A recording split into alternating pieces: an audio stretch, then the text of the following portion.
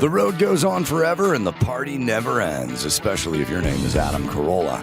And you love Portland, Oregon. Thursday, August 7th, catch the Ace Man at Helium Comedy Club in Portland. Then August 31st at Mom Said Yes in Torrance, California. 2 shows at 7 p.m. and 9 p.m. And those Torrance shows at Mom Said Yes featuring yours truly, Mike Dawson. Then on September 12th and 13th, the Ace Man heads to El Paso, Texas for 4 shows at the Comic Strip. Portland, August 7th. Torrance, August 31st. And El Paso, September 12th and 13th. Get tickets now at adamcarolla.com. Last week's news of Chuck Mangione's death still makes him feel so bad. Adam Carolla. Yeah, get it on. Got to get on a choice to get on. Manage you get it on. Dave Rubin is joining us via Zoom from his studio. Always good to see our old friend Dave Rubin. Good to see you, buddy. Carolla, it's good to see you. You know, I always note, because you're a broadcasting legend. You have all of the podcast records. You've been doing this, I think, from before I was even born. You have a lot of pens with you at all times. Yes. You have highlighters. You're always circling things. I only have my Sharpie. I have one piece of paper and a Sharpie. You have 20 pens there. What are you circling before it begins? It looks like you're playing tic-tac-toe with yourself. What's going on over there? I like to get my highlighter. I highlight the guest name. I highlight the project, the Tequila Copal, C-O-P-A-L, by the way. Some of the official particulars. I'm old school, like I'm tactile. I carry a pen in my hand like, I don't know, like Bob Dole used to do, you know, just because he had that one hand that was all crinkled up from the war or something. I'm Bob Dole. Right. Yeah. So I have like scraps of paper and stuff because, you know, Jay Leno once said, like, I don't get why everyone's got to write everything down. You got a good joke, you remember it. If you don't, I go, Jay, I forget every joke I've ever said. I have to write stuff down. So, all right. That was a pretty solid Leno. I do no impressions. I just do Leno gibberish, right? I go, So Dave is going to be, your AI Dave is going to host the Rubin Report for the month of August. Yeah. Is that correct? The future is here, man. You know, I do my off-the-grid August thing. You brought me back a couple of years ago. No phone, no TV, no computer, no Game Boy, no nothing for a month. This is my 9th year doing it in August. Mm-hmm. And this year, I don't know if you've heard about the AI and all the computer stuff now, but yeah, AI Dave, we've been working on this for about a year, and he is not only going to at least host portions of the show while I'm gone, but he'll answer questions from fans, and he's me. I mean, he is me in the studio, dressed like me, reacts like me. You know, it's not perfect yet. We're still in the, you know, nascent age of AI. But Carolla, I mean, this is coming for you too, man. You know, your days of having us, you know, be in the studio, the robots are coming. There's nothing we can do. Well, I got a note. We're leaning in, as the kids say. I got a note the other day that said I was coming up on my 4,000th episode of this show shortly. Whew. I know. And so I was always happy in the past to say that people didn't, you know, there would be a couple of people who did an Adam Carolla impersonation, but the thing I was always pleased to report on is even the ones that sounded like me would still go, plywood, 2x4, drywall. Yeah. Screw. I go, okay, you can't do me because even if you sound like me, you're not a builder, and you can't figure out the lingo part. So I was always happy and flattered, but this AI thing sounds like it's going to be able to just do us completely, right? Right, that's funny. So you're the guys that were doing the Carolla impression, they just have to drywall, anchor, got it, okay, fine. AI, man, it's you. This thing has been learning from me for the past year. So it's been watching, they've been ingesting my episodes. watching my speech patterns, intonation. You know, we were fiddling with it this morning. Like, you ask this thing what it says about Gavin Newsom, and it's going to drop a couple F-bombs and talk about the lizard man. Like, it's much more than just Dave, you know, diving into Wikipedia and just regurgitating stuff back. And the fun part is, and we're going to figure out how to do some of this when I come back, you know, I'll start interviewing it, or he'll start interviewing me, and we'll compare. Does AI Dave match up with, I guess I'm real Dave, I'm Carbon Dave, and we'll see if they even like each other or want to be in the same room. And eventually, by the way, the spirit of that thing's going to be put in a robot. I mean, now I'm really jumping ahead, but of course that's the next version of all of this. Right now we just have AI chatbots, and you know, you can create an AI version of yourself, but ultimately they're going to be put in the Tesla, the Optimus robots, and everything else, and you know, and then people will be banging them. That's where this all leads. It's just people banging robots.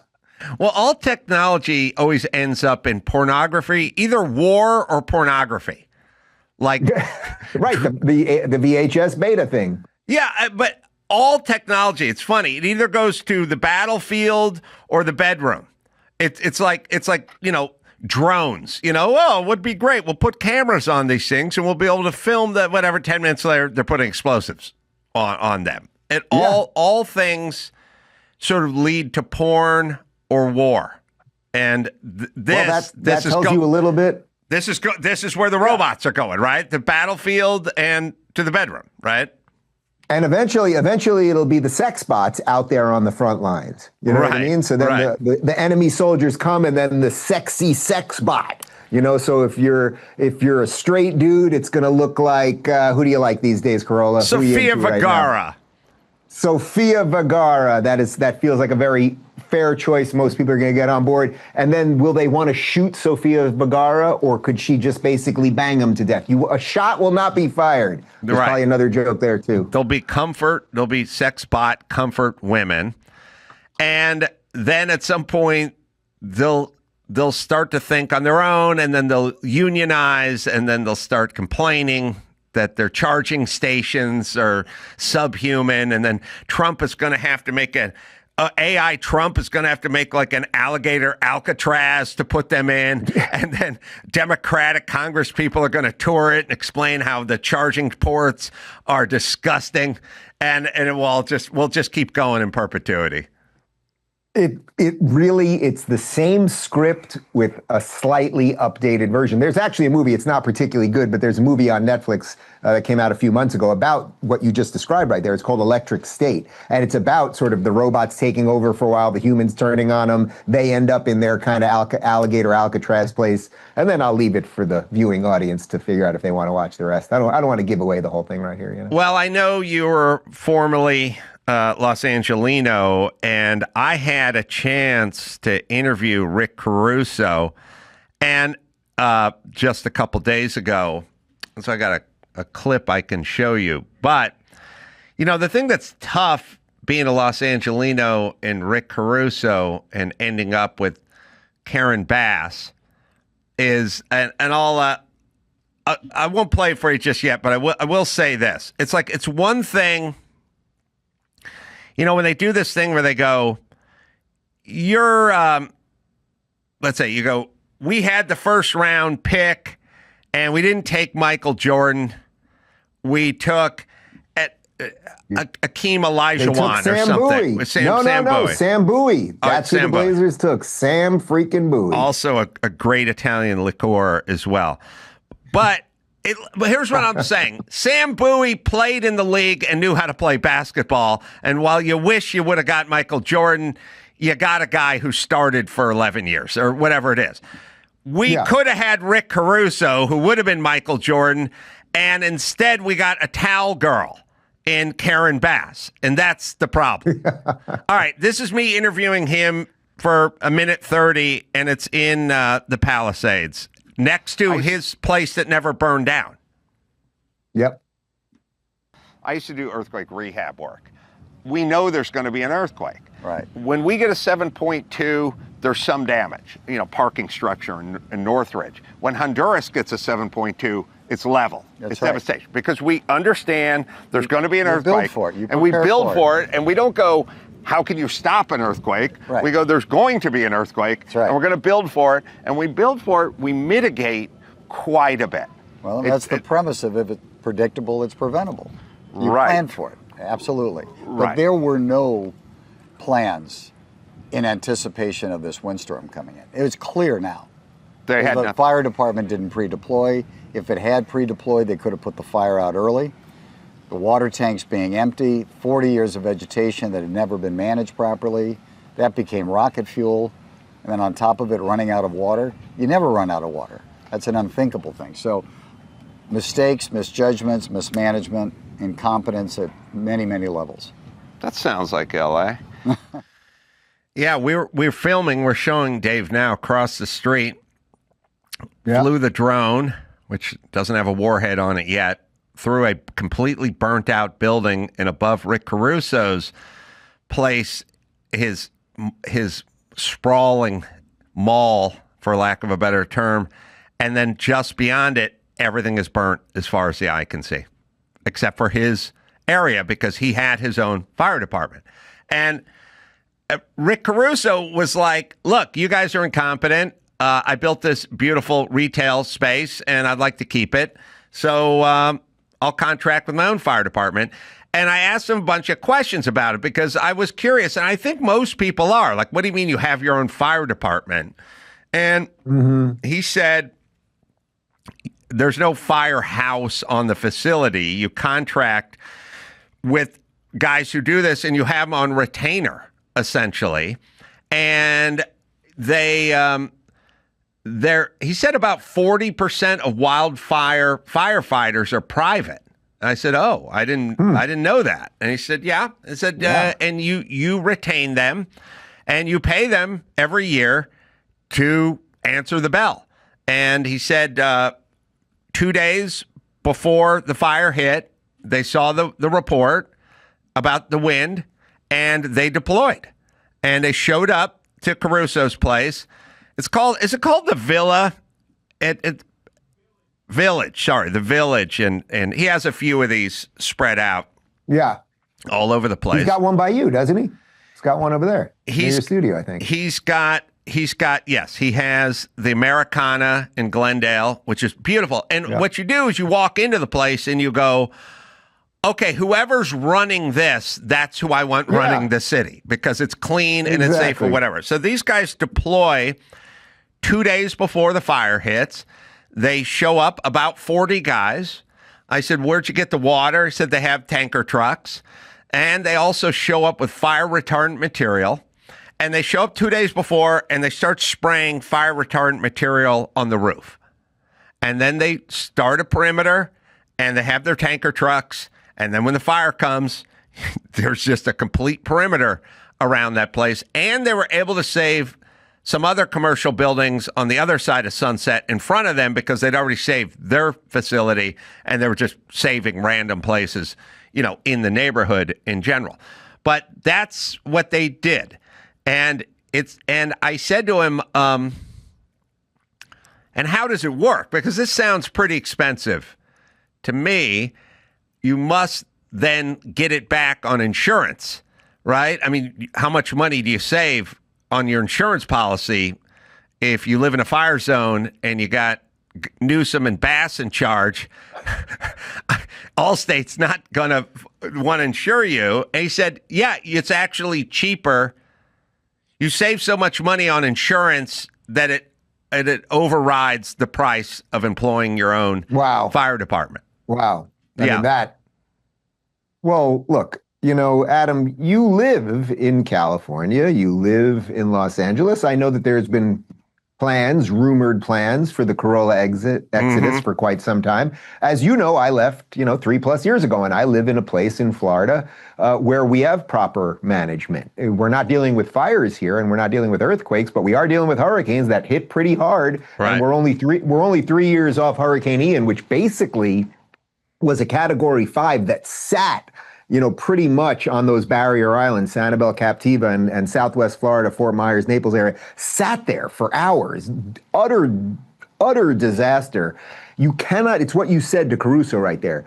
you can't stop these things from happening. But as human beings, if we organize properly, and if you actually elect serious people to do work, to do good work, you can mitigate damage. There are new ways to build. There are ways to organize so that you can have first responders ready. All of the things that we do here. So look, I sit here, we're in the midst right now of hurricane season here in Florida. Is it possible we're going to get a serious whopper in Miami, category 4 or 5 over the next couple weeks or next 2 months? Absolutely. We can't stop that. But what I am confident of is that the infrastructure is, I would say, basically as good as it can be, that the teams would be ready to go. And, when DeSantis gets all of those guys, we've seen videos of it, just all of the engineers and the electricians and everybody just ready to go to get to wherever they have to be. Like, you can just prepare properly. We do that here. It's why I'm so proud to be here. And on the engineering side and the building side that I know you love,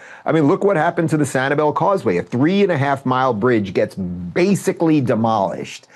And original estimates, I think they were saying it's going to take like 3 or 4 years to build. He had it up and running, he created the conditions to have the right people there up and running within 2 months. And on the night of his reelection, I was broadcasting from DeSantis. Yeah, I was broadcasting from his party on election night, and a guy came over to me and he said, "Dave, you'll love this story. I'm an engineer. I'm a structural engineer in North Florida. But when DeSantis put out the call, we need engineers to come down and figure it out. He got all of us down there. There were about 100 of us, and he said to us, 'What do I need to do?' And all everybody said was, 'Cut the red tape and let us get to work.' And they rebuilt that thing in about, I think it was 2 or 3 months. I mean, that's what you need. It's just about proper governance. It's everything is so doable. And back to my Michael Jordan and you drafted the towel girl analogy, the guy we passed on for mayor had his private firefighting group in place and saved everything. And the one we voted for was in Ghana in ceremonial garb, dancing with the newly elected prince a million miles away. That's literally, I don't know how greater an illustration you could give.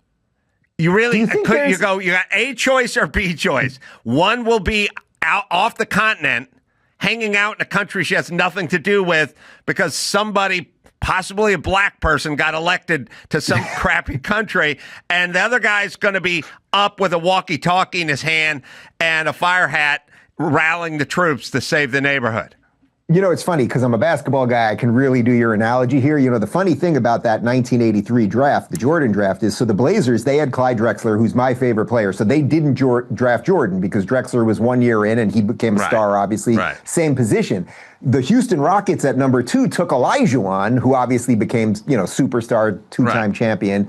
And then, of course, the Bulls took Jordan at 3. In your situation, you didn't have to go full Sam Bowie. You could have dealt with the Olajuwon career instead of the Jordan career. What you couldn't deal with was the in essence, the Bowie thing. He became injured, but he could stand. I said Olajuwon, and you inserted Bowie into this. Well, Bowie, because Bowie was taken number 1. That's the thing. Bowie was the bust. Olajuwon was 2. Jordan was 3. But yes, that is the point on all of these things. When you look at that, you must feel this, that there must, and I don't like thinking in these terms in a certain spiritual sense, but like that there's got to be some karmic piece to this. That city could have chose that man who not only built what you were talking about there in Glendale, but also he did the Grove. The Americana, the Grove, the Commons, I think. They're all spectacular. They're all beautiful. They are spectacular. They are places that you are happy to bring your family to, where there's proper outdoor seating and they're clean and they're well maintained and they have cool, water fountains and all of those things. And I told Rick Caruso, I said, I'm going to pay you a real good compliment, because we all know there's compliments where people go like, oh, Dave Rubin. Yeah, I know that guy. Yeah, that guy's funny. But the best kind of compliments are where the guy goes, I brought my wife to the show. She didn't know who you were. She didn't want to go to the show. And she was laughing talking about you the whole way home. Like, that's a real compliment. I said to Rick Caruso, I go, Rick, I'm just paying you a real compliment. And that I did a show or an event at not Tin Horn Flats. That's the place Gavin Newsom shut down. Sagebrush Cantina. Sagebrush Cantina. Sorry, Sagebrush Cantina. And Mike August, he got there a half hour before I did, and he like walked across the street, and he goes, "There's an amazing facility across the street. I don't know where this thing came from or something." Then he paused. He went, "I bet Rick Caruso did this place." And sure enough, it was his place over in Westlake Village, wherever we were. But the point is like, that's a real compliment. Like, something is so pristine, so orderly, and so nice that it must be this guy. That's the guy that could have been mayor. But it's also exactly what the Democrats are doing with everything. So Karen Bass, I actually don't know her full pedigree, her full resume. Maybe you guys know it and you can fill me in. But like, I just have no doubt this is not someone who was super successful in the world of business or even in the world of politics. She was probably someone that kind of DEI'd it all the way through. Okay, fine. And even if you remove the DEI version, she's just someone, basically. And what I think that and this is a red-blue divide in the country, what the red states need to consistently just do right now is just hire competent people. We have to try to get over the cult of personality a bit more. But blue states have made their choices. And if you live in the Pacific Palisades, and I've seen a lot of the videos, we've played a couple of the things that you've done there, and I know how much you care about Malibu and that whole area. Like, you cannot leave your life and your livelihood and your family up to the whims of completely ridiculous, nonsensical people who don't know anything about clearing brush or why there should be water in reservoirs or anything else. Like, you just can't do it anymore. Somebody called me today and said the people of Encino, California, you know that area well. Yeah. And that's where your last residence was, in the Encino area. And they said their people, the citizens, are like at a city council meeting, and they want concealed carry. Like, they want to start packing. The most liberal, often Jewish, often works in the business group is like, we got to start carrying guns because this shit is going down and people are getting killed and you guys aren't able to protect us. This show is sponsored by BetterHelp. There's a lot of stigma for guys going to therapy and like mental health issues, and people they're guarded about it. It's 2025. Time to get a little help, guys. Men today, well, they face immense pressure. They have to perform, they have to provide, they have to keep it all together. So it's no wonder that 6 million men in the U.S. suffer from depression every year, and it often goes undiagnosed. Always been a fan of therapy, and that's why I love BetterHelp. With over 35,000 therapists, BetterHelp is the world's largest online therapy platform, having served over 5 million people globally. It's convenient, too. You can join a session with a therapist at the click of a button and help you therapy in your busy schedule and your busy life. Plus, switch therapists at any time. Right, Dawson? This show is sponsored by BetterHelp. Life isn't about resolutions that fade by February. It's about picking up the pen and becoming the author of your own life. If you're thinking of starting therapy, give BetterHelp a try.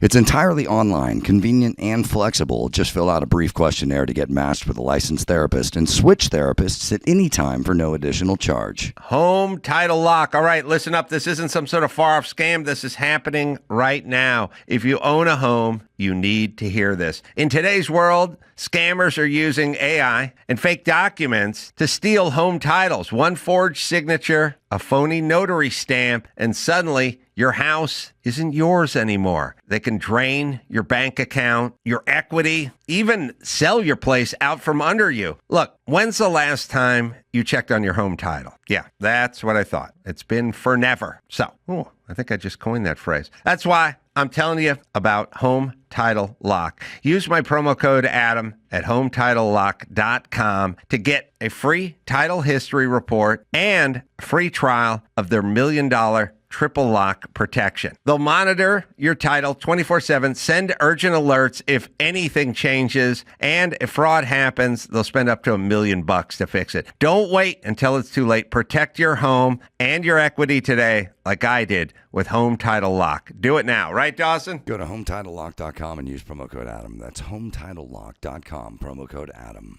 Adam, you remember coming to my house. You said it was the best steak that you had ever had, one of my last parties before I got the hell out of that crap hole. Tomahawk, baby. Yeah, and I was up the hill in a beautiful new construction house that I never wanted to leave. I never wanted to leave that house. As a matter of fact, I should connect you with my builder. I'm trying to get him to move to Florida now, but if you're doing some building over there, he still hasn't fully made the move. But that, you saw my house. Beautiful. I love that house, never wanted to leave.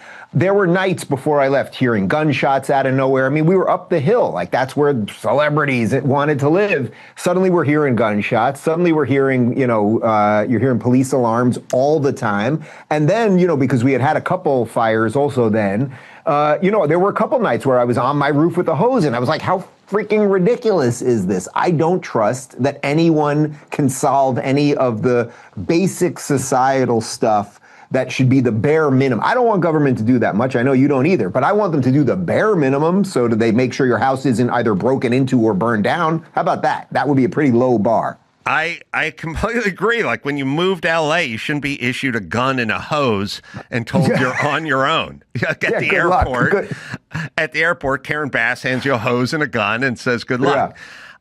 She's like, this is shower, this is shoot, this is got all the things.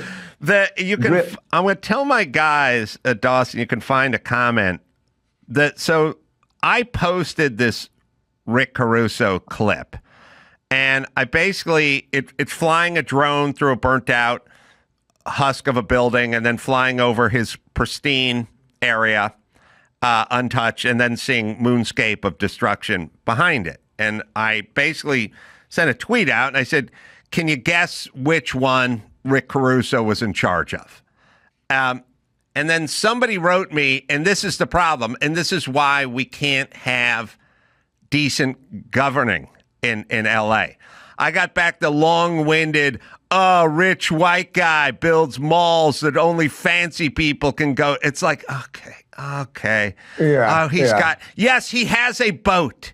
He owns a yacht. Yes, everybody, he's successful and he has a yacht.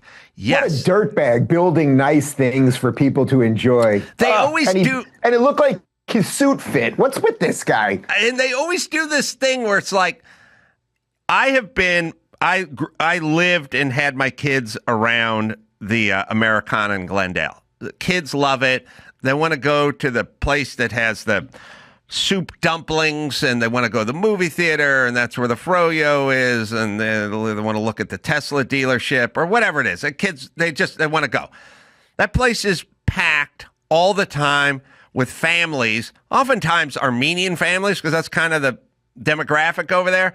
These are not rich people. These are just folks that want to go to a safe place and walk around and enjoy some open space and a waffle cone. Like, it's always got to turn in some kind of elitist thing. Like, so his rich friends can drink coffee. It's like, no, it's just stuff. It's just nice. People use Adam, it. This is why the word gentrification has become one of the most dangerous words in the lexicon of Americana, let's say right now, because gentrification. So there's a crappy neighborhood that's been neglected for one reason or another that is now in urban decay, and then usually what happens is Starbucks comes in. If Starbucks comes in first, that's the sign, right? Because they're going to put a nice facade. They might do something to some of the other storefronts right there. They're not just going to go into a hovel. And somehow there's a certain set of people that are like, wait a minute, I live in a place that has been left behind, again, for whatever the reasons are and whatever. We don't have to get political with it, but you're in a place where suddenly a giant chain is like, we're going to come in, and yes, the coffee's not that great and it is expensive, but we're going to do something a little bit cleaner here that's going to bring some jobs that subsequently starts unfurling the tied up knot of all of the poverty and all the stuff, and you're angry about it. Yes. And until people get over that mental hurdle, then at some point these stores are just never going to open in some of these areas. And we actually might have already headed in that direction, because to open a brick and mortar these days, especially in a blue city, you kind of have to be nuts. Like on any given day, Antifa or Hamas or whoever can just take you out. The part that Adam, have I mentioned that I live in Florida, by the way? The part that somebody reminded me, and I forgot about it. Speaking of DEI, when and Dawson, you can just read it. We don't need to see it. But speaking of DEI, when Biden, and I screamed about this when Biden said, I am going to find vice president running mate who's black and female. I was like, huge mistake. Stop it. And everyone should be screaming, don't do it. And they should be insulted by it. Everyone just went along with it. I was like, are you fucking nuts? We ended up with Kamala Harris. Number 2 was Karen Bass. I forgot that she could have been our vice president. Now, I don't know that you get dumber or less effective than Kamala. You could have put Karen Bass in charge of the border. It'd be the same as putting Kamala Harris. But this insanity of taking totally unqualified dumb shits and putting them into these positions, especially with Biden, the guy's a heartbeat away from you being the president of the United States. It's insane. It should be repugnant, repulsive. Democrats should complain about it. Right. Well, I think you're splitting hairs as to whether it would have been worse with Kamala or Karen Bass. Like they're gonna have to build that thing that they're building to figure out the nature of the universe in Sweden. We could enter that to like figure out who would be worse. Maybe it could work on that when it splits the neuron or whatever. But look, they're all terrible. And by the way, it's not going to stop. Look what's happening in New York City right now. This Zoran Mandami communist. Not only has he only been in the country for about, legally a citizen of the country since I think 2018, but all he's done, he's a New York assemblyman. It's the most corrupt organization. It's the most corrupt state assembly. It puts Cali to shame when it comes to corruption. What has he built? He wants to run grocery stores. He wants the government to run grocery stores. Have you ever run a grocery store? Do you know anything about the supply chain? Do you know anything about logistics? They just like people with a soft lens, a little Vaseline on it. He smiles a lot. They play lo-fi music in the background. He bops around or whatever. They take care of his beard so it's nice and trim. He hasn't gone full jihad. And then they install them in jobs that they should have nothing to do with. I shouldn't have that job either. I did work at a grocery store, but I've never run a grocery store. I was assistant manager at electronics boutique, though. Oh, really? So I could move video. In Long Island in the late 90s, nobody moves more Pokemon Red than me. I have this comment when I basically said, guess what Rick Caruso was in charge of. He had his own fire force. And then the person wrote this, and this is why we can't have anything good. Hey, Grok.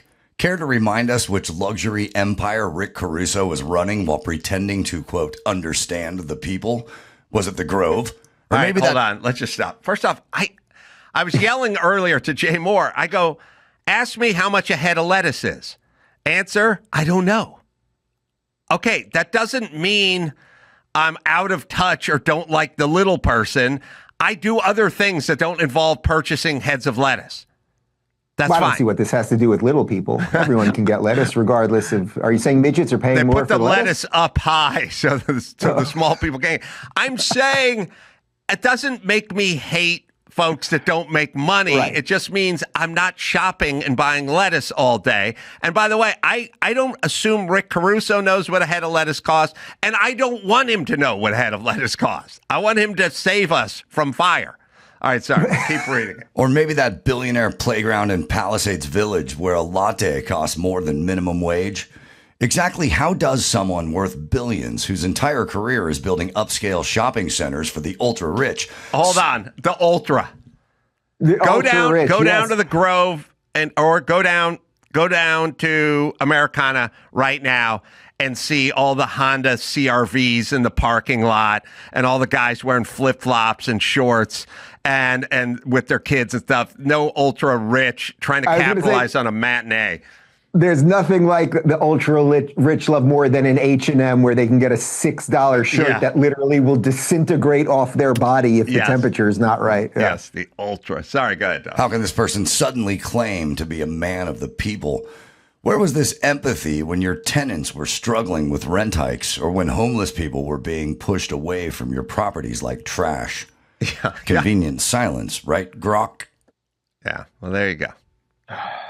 Adam, let me tell you. And they're so righteous. That's what I love. I love the righteous part. No, they love when homeless people encamp in front of their homes. Oh, it's awesome. Let them in. Yeah, bunk up. Let me tell you a personal anecdote. About 2 weeks ago, I'm leaving Whole Foods, where I think I'm going to have my guys check it right now. I think you can get a head of lettuce for about $1.50. That would be my guess, about $1.50. But I'm leaving Whole Foods. and I would buy organic, so let's up it 30 cents. Maybe I'm going to say 180. I'm leaving Whole Foods, and on the corner there, this is about 5 minutes away from my house, there's a homeless guy who I've seen there before, but now he has also a cart from Whole Foods. He took the cart and put it there, and he built kind of a tent around it. We don't see many homeless people here because we've dealt with that stuff well, and we created the economic conditions, so you're not going to see a lot of homeless people in Miami.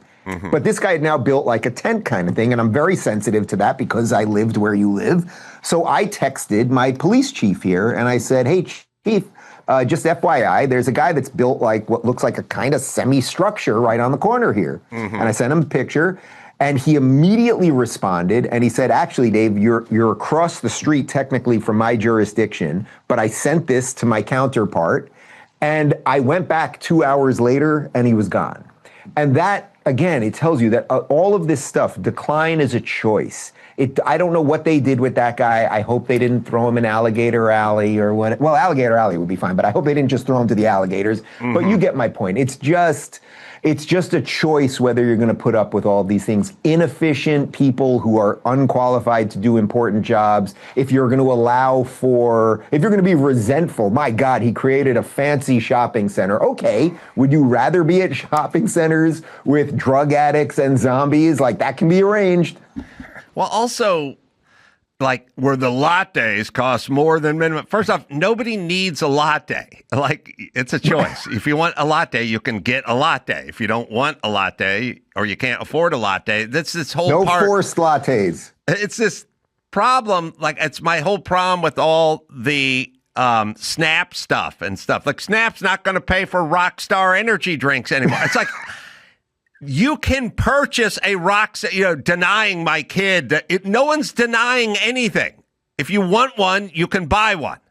I would hope you don't buy one for your child, but if you would like to purchase them, we're not saying you can't consume a Rockstar energy drink. You may purchase one with your own money, like everyone else who drinks Rockstar energy drinks. Right. There is a perfectly legit conversation around if you're getting government subsidies, SNAP or EBT or whatever, whether that should be able to go for alcohol or for certain highly processed fast foods, like because we're also on the dole for their health insurance. Maybe it shouldn't, but you could have an honest debate about that. But the notion that you can't, well, first off, that anyone's being forced into anything is kind of ridiculous. But also that you can't, on very little money, eat fairly well, you actually can. Oh, 100%. 1 pound, you can get a pound of 80-20 beef for if you're not getting grass-fed, organic, regenerative farm, whatever, you can get a pound of 80-20 beef for probably $4 or $5 in most places, and that can feed you for 2 meals. That, you can get a bag of rice, you can get just simple lettuce, like, you can do these things. Again, we're not trying to keep people in the perpetual state where they have to be doing these things, but a lot of these things are just complete confusion. Well, there's good news on the Rick Caruso LA front. He was talking like he's going to run again, but the better news was he said at the end of touring his facility, he said I had to move my car collection out of whatever. And then I said, "Oh, you got a car collection?" And he goes, "Oh, yeah." I said, "I got a car collection." And he went, "Oh, okay. That's cute." And I said, "Are you getting up to Pebble Beach for the car weekend? Because it's coming up. It's like 2 weeks away." I go, you go up to Car Week at Pebble? He goes, "Oh, yeah. I go, "Oh, okay. Well, I'm always out there. I'm at the track, but we go to the lawn and see the concourse, and we'll go to some of the auction previews and the Italiano and the quail, and there's these all events and these food and booze and cars, He goes, "Oh, okay. Well, why don't you come? I'm doing a little thing Thursday night. Why don't you come by?" I said, "Okay. What are you doing?" He goes, "Well, I got my boat. I brought my boat out there." I went and looked up his boat. Invictus is its name. 210 feet. 210. Not 110.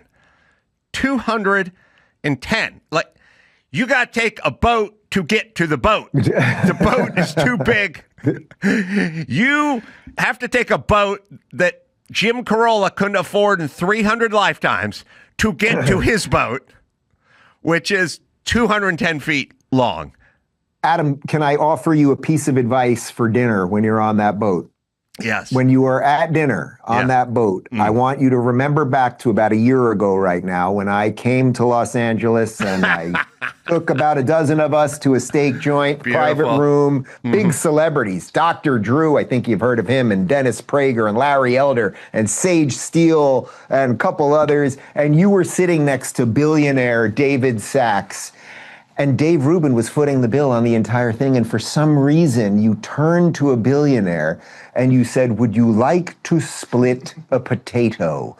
And he said yes. And he's now in charge of crypto and AI in the government. He is now the czar of crypto and AI. And you split a potato.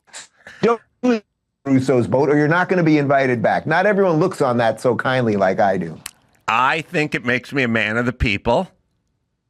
Now I know how much a head of lettuce costs, so I got that going for me. Yeah, how much is a head of lettuce? $2.99 over here. $2.99 for an organic head of lettuce. I'm gonna bank that one. I split my potatoes. I may bring a potato on Caruso's boat. Honestly, when I get on Caruso's boat, I'm gonna spill some champagne on the bathroom floor, and I'm gonna take a nosedive. I'm just going down hard. I'm gonna claim I can't podcast. I hit my head. We're just going to settle this out of court. Like, you know what I mean? I'm just going full, like in the Brady Bunch where the guy said he had whiplash. Like, I'm going to show up with my own neck collar. I'm going to dump booze all over myself and fall down in the bathroom. And Carolla, how much more do you need? What are you going to sue Caruso? You have what you want. It's not that I'm not actually taking it to court. We're going to settle up. Just for fun. I mean, we'll settle out of court, you know. God's honest. I told Mark Garagos to go out to the car week this year, and he might go out. So maybe a Garagos would be right there, standing on the dock, waiting for me to be removed from the ship, on a stretcher. I feel like he's done that. He's done that before. Oh my God, the stories that guy could tell. So, good news. There's a yacht in my future, and yes, I want the guy who built a business who can afford $100 million yacht. I would also like that guy in charge of aqueducts and clearing the forest and the homeless situation. Yes, I would like that super effective guy versus the DEI lady who's been a sort of in perpetuity, low-level government employee, basically working security at LAX. Yes, I would like someone who's built things. Yes. Do you think it's a political ideology or a sort of way that we're wired to be jealous or not to be jealous? Like, I'm not a jealous person. I love when I'm around people who, like, I have the things that I want, but when I'm around people who have unbelievable abundance, like the sickest houses, you and I have been around all sorts of these things, craziest boats, all these things. Like, I never, and I truly mean this, I never feel jealousy. If anything, I'm like, I have something to aspire to. Man, would that be freaking awesome to have a second home or, have a place in Aspen or have a this, that, the other thing or whatever. I was at, do you know Joe Lonsdale? He's a great, great guy. He was the co-founder of Palantir with Thiel, and he's done many tech things. You should have him on the show if you haven't. He's a really great thinker also. All right. I was at his house for his podcast in Austin. He lives in the outskirts of Austin, kind of where Rogan is in that area, whatever that is. Mm-hmm. And, his beautiful house, big sprawling, whatever. And I don't think I'm speaking out of school here. He has an indoor basketball court. Mm. And I love basketball. And I get on that court and I was like, man, I want to figure out a way to do this for myself. I never thought I should have what he has or something like it put something in me that now if I'm thinking and I'm talking to my financial people or whatever, like, I would love to figure out one day to have an indoor basketball court in my house. It's pretty freaking hot when I'm playing out here in the summer, and I would love to do that, but that's not jealousy. It's giving me something to aspire to, where I think a lot of the people that you're talking about, there's this, like, the first lead emotion is either jealousy or often it's anger also. It's a very thin veneer of tolerance, and then right beneath it is something kind of nasty. Yeah, I agree. You could invite Sam Bowie to come over. You pay him hourly to play one-on-one. That guy probably can't walk at this point, but Hakeem could come, or Jordan. So I got a lot of thoughts on that, which is, in one of my books, I stated that there was a time in this country where a father would walk with the son out on the evening, after dinner, and a big Mercedes would go by and it'd be heading up the hill. And the father would say to the son, "That's Mr. Jenkins. He's very successful. He lives on the big house, on top of the hill. And you work real hard and study and get your grades up. And you too one day can have the Mercedes and a house on the hill." And now the dad says, "Let's pick up a rock and throw it at Mr. Jenkins' Mercedes." Fuck him. Yeah. Right? Yeah, so that's what happened. Right. It's I'll throw the rock through his window. You burn down the hill. I'll meet you for ice cream later. Right. So now, unfortunately, politicians have figured out that there's a lot more guys walking around than there are Mr. Jenkins in the world. Yes. And also, like I said, and I think people think I'm sort of insane when I say this, but I really mean it. Like, I think about Karen Bass, and then I think about Rick Caruso, and I go, I'm sure Elon Musk voted for Rick Caruso, and his vote was canceled out by my mom's vote for Karen Bass. Now, one guy creates thousands and thousands of jobs, and another person sits home and hammers welfare checks. Why do they have as much sway as they do? Like I like a system where you get a vote for every job you create. So, okay, I know everyone's going to scream, but here's my whole point. Elon Musk's vote is canceled out by my mom's vote for Karen Bass. Okay, and then we end up with Karen Bass. So there's a lot more of them, but I think a lot of it is shame. So I talk to Dr. Drew all the time, and I'm like, what's with all these dumb fucks, like so angry and they're headstrong and they know it all and they've never done. And I keep saying to Drew, imagine walking around knowing you didn't master anything, you didn't have a skill set, you didn't have an ability, you didn't create things. Like the people I know that have a skill set, like they're a carpenter or they're great welder fabricator or something like that. They're not pent up. They don't have this kind of rage, this kind of shame rage at the tip of their tongue all the time. You see those people, and it's like that 73-year-old white woman, and she clearly's done nothing with her entire time on this planet. She's in front of the Tesla dealership in Glendale. She's screaming and having a meltdown, and you're like, you're somebody's grandmother. The fuck? That person is shame. It's all shame. It's all envy. And the politicians figured out there's a lot more of them than there are Elon Musk. Don't even try to get him to vote for you. Well, that's why class warfare is so dangerous, because there will always be more people on sort of the short end of the stick, right? It's hard to go do something. It's hard to become a craftsman. I'm sure you'll agree with this, but as an interviewer, one of the things that I've really learned over the years is that if someone on the other side, if someone that I'm interviewing is really passionate about the thing, whatever it is that they do, I enjoy the interview even if I don't really care about what it is they do. You know what I mean? Like, I remember, this is going to sound like a funny example, but about 15 years ago, well before I was doing Rubin Report, I was on Sirius XM, and I was interviewing Andy Cohen, who was taking over Bravo at the time, and he was it was just at the beginning.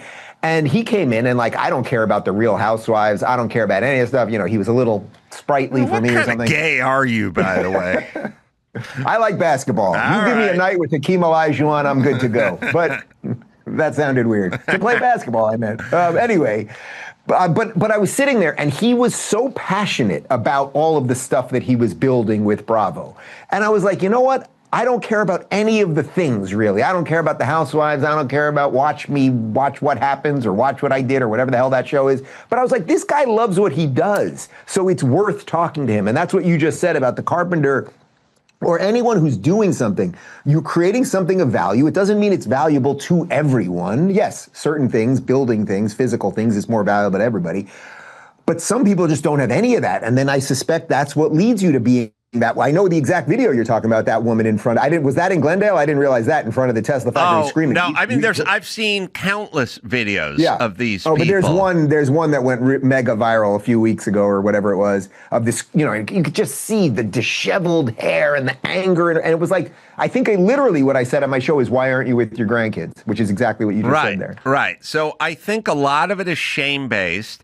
I think a lot of it is not possessing a skill set, and a lot of it, they must feel vulnerable and also so like sad and angry. Like I was saying to Drew, just imagine not having a field of expertise, not possess. Drew's so funny. He said to me, I don't have any of that. I said, we're talking about building or something. I said, well, Drew, you make enough money, you have a skill set, and you can pay people to do your stuff. But there is a simple, like the sanest thing you can do, and I like building, but I'm telling you, it's universal. I came to the back of this shop over the weekend, and I have a car hoist, and it's hydraulic. And when I hit the button, hydraulic fluid just starts shooting out like a rooster tail 10 feet away and sopped all the floor and ruined everything. And I came here on Saturday, and I took the thing apart, and I went to the hydraulic hose place in Glendale off of San Fernando, and I had the guy make me up a hose and make sure I had the right fittings and he crimped on the right fittings and everything. And then I came back, and I fixed it. And then I lowered it down because it was stuck up. And then I went home Saturday, and I felt like I'd done something. And during that entire process, I wasn't screaming about what's going on in the Middle East or whatever Trump's up to or his golf course. I was completely engaged in fixing this problem, and it pulled me away.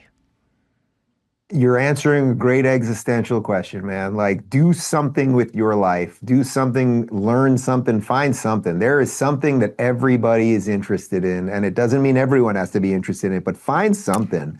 And then if you do that, you will ultimately surround yourself with good people. You really, really will. Well, and I'll expand that, which is my skill set is carpentry. I've never worked on a car hoist in my life, but my experience is has so much width and breadth to it that I can walk and look at something that I've never touched before and sort of figure it out and go get a hydraulic hose made and figure out how to apply it. And you can fix anything if you fix a bunch of shit. You'll apply it to everything. I have no business in that field, but I didn't want to call a guy and get charged $1,100 for a $80 hose.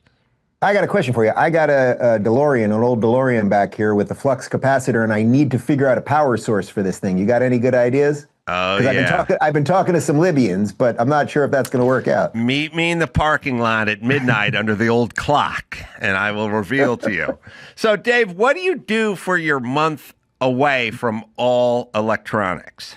Well, years ago, so this is my 9th year doing it. Years ago, disappear. We go to Bora Bora. Have you ever done the Bora Bora thing? No. One of those oh man, Carolla, I know you like being around physical things and doing things, but like if you ever want to truly disconnect, we used to do a lot of things like that, these exotic, incredible places, like you feel like you're at the end of the earth and I don't talk to anybody for days and just eat great food and exercise and just, completely disconnect.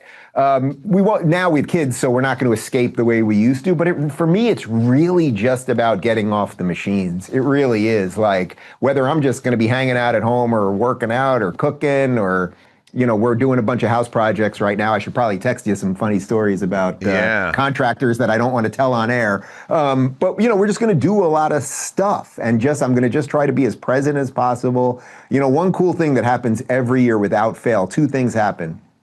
At some point in the month, I suddenly will remember somebody I have not thought of for 30 or 40 years. Literally, I'll just be sitting there having lunch, and then suddenly a name will pop in my head. Rich.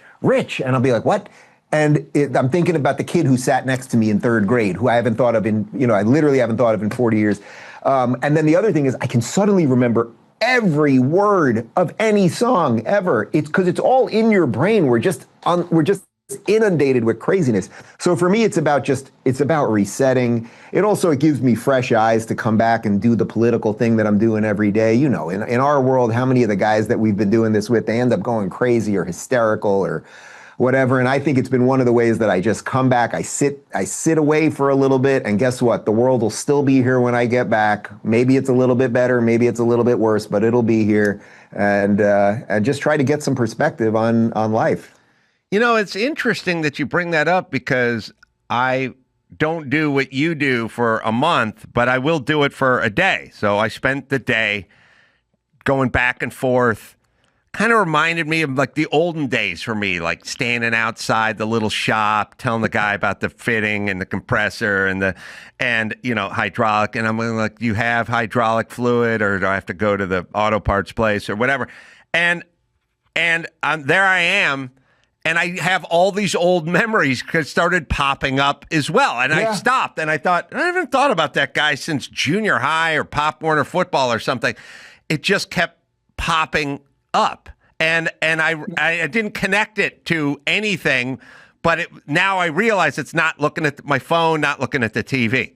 Adam, remember back in the day, you'd meet a friend for dinner, or you'd meet a friend at a bar or something, or you're going to meet a girl at a bar, and you'd be like, okay, so let's meet on 6th and A or whatever. I'll meet you there at 7:30. Well, if she didn't show up at 7:30, you'd have to stand there. And you know what we used to do? It's called people watching. You'd literally just stand there, and because you had nothing in your hand, you would just look at people, and then you'd start thinking about things, and your brain would, and we've removed all of those little gaps in our world. We've just removed them because the second you are not interacting with something, you're interacting with something else. And by the way, I'm guilty of it too. You know, we go to commercial break on my show. I grab this stupid thing and I'm looking at Twitter. So we're all caught in this thing. And I think if we can get a little bit back to some of that downtime, not staring at the phone all the time, not being caught in algorithms that perhaps are not designed to make us better people, something good might happen. I agree. And in closing, I will say, I think a lot of people think ayahuasca, or I got to go get a coffee enema, or go with some yogi somewhere. It's just have yourself a weekend with a bunch of shit to do. Go clean your garage. Just go down to the Home Depot, pick up a couple parts, come back, a little trial and error. You know, like, see if we can just monkey around. Just get your hands a little bit dirty. It'll take you right out of it. You don't need to consult anybody. Go to the grocery store, find a little person, help them get lettuce. There's a zillion things that you can do to help society.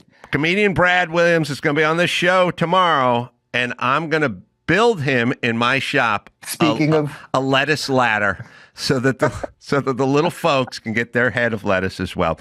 Well, the tequila is Copal, C-O-P-A-L. Copal. Sorry. Yeah. I was thinking of the doctor from The Love Boat. It's a deep cut there. Bernie Copal. I got it. I knew you would. And you go drink Copal, C-O-P-L-A-L. Yes. Say hi to David for me, and I hope to see you soon, my friend. Carolla, I'll see you on the other side. We'll take a break. We'll be back with the news right after this.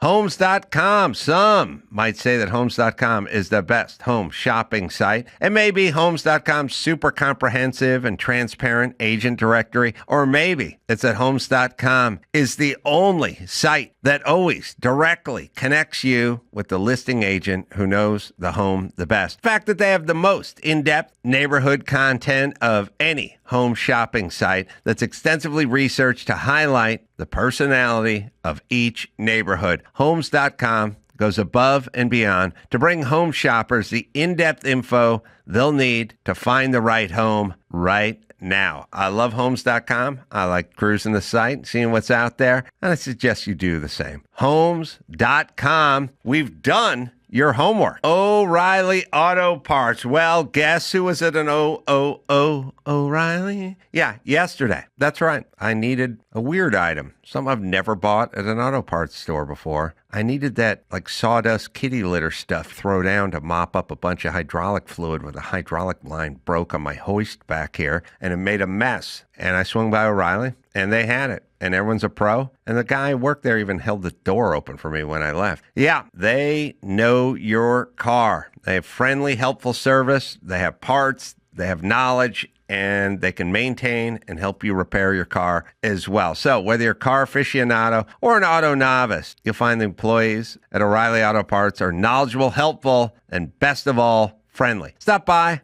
O'Reilly Auto Parts today or visit us at O'ReillyAuto.com/Adam. That's O'ReillyAuto.com/Adam.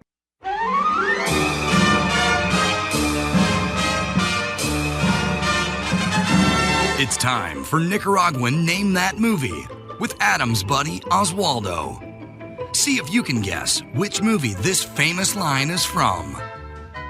Soylent Green is people. If you said Soylent Green, Soylent Green is people! you're correct. Now, back to the show. All right, Elisha Krauss is in the studio. She got news. I got stuff to talk to you about as really? well. Do you need my opinion on some things? I just laugh. I don't know why. I have these flashbacks. I had a flashback when I was watching some CNN reporter talk about dogs and dog food and how bad it was for the environment and everything. And I was like, wasn't that the bitch I saw 4 years ago standing at Daytona Beach going, Ron DeSantis has reopened the beaches. These people aren't socially distancing. We're all going to die. Look at that couple lying next to each other in the sun on a towel. And it was like, and they had to cut back to Anderson Cooper looking real concerned, you know what I mean? Like they dispatched someone to go to the safest place you could go. Also, for remember COVID. when then Anderson Cooper was like down hanging out in like the gay party part of South Beach? Of course. Also of during course. COVID. Also, AOC did the same thing. I hate when someone is trying to illustrate a point and does a piss poor job of it. So CNN Oh, I know. was complaining about Ron DeSantis opening Daytona Beach or the beach, and their B-roll were guys walking alone down the beach. And I'm like, that's the best thing you can do during COVID is walk alone on a beach. We also know all the doctors that I God. talked to during that time, they were like vitamin D was what was saving lives. Like, And it was exercise, so good. like you would get if you went to the beach. Yes. All right, so I was like, that dumb bitch. But so now she's complaining about dog food, but before she was scaring everyone about COVID. Uh-huh. And then when I saw this latest Kristen Welker thing, now I have a thought for you. And you're a newswoman. I am. Fair and balanced. I don't know if I'm fair or balanced. But here's something. And I have a theory. And are you ready? It dovetails into my women are fighting more and stuff like that. Like, you step on a woman's foot, she punches you. You know, it's like they're having a little trouble maintaining. Do you see what I'm saying? Like self-regulating, you mean? Yeah. Okay. Okay, so here's my theory. And I think it's sort of biological and a little hormonal.